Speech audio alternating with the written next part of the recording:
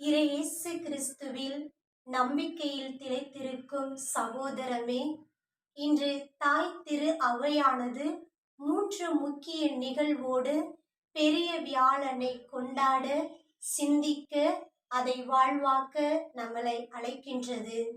முதலாவது, இயேசு திவ்ய நற்கருணை ஏற்படுத்தியது. இரண்டாவது, இயேசு குருத்துவத்தை ஏற்படுத்தியது. மூன்றாவது, இயேசு 12 சீடர்களின் பாதங்களை கழுவியது. முதலாவது, இயேசு திவ்ய நற்கருணையில் உடலோடும் ஆன்மாவோடும் பிரசன்னமாய் இருக்கிறார் என்பதை உணராமல் பல நேரங்களில் அவரை விட்டு தூரமாக செல்கிறோம். ஆனால் உனக்காக நான் மட்டுமே காத்திருக்கிறேன் என்று நமக்காக காத்திருக்கின்றார், அவரது சாயலாக மாறுவதற்கு.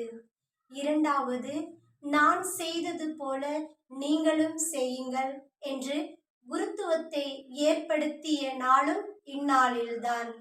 அவரது அன்பு சீடராக மாறுவதற்கும் அவர் செய்த பணியை செய்வதற்கும் நாம் முன் வந்தால் இறைவனின் இதயம் மகிழுறும், குருத்துவம் உயிரோட்டமாக அமையும் என்பதை உணர்த்துகிறது.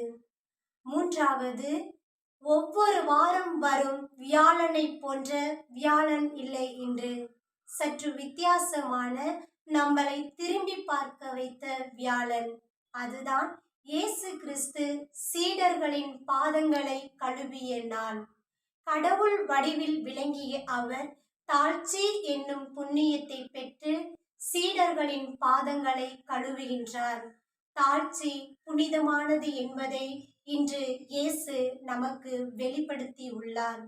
எனவே இந்த புனித வாரத்தில் தாழ்ச்சி என்னும் புண்ணியத்தை பெற்று அருள் வேண்டி இறைவனோடு அவரது பயணத்தில் இறுதி வரை தொடர்வோம். ஆமீன்.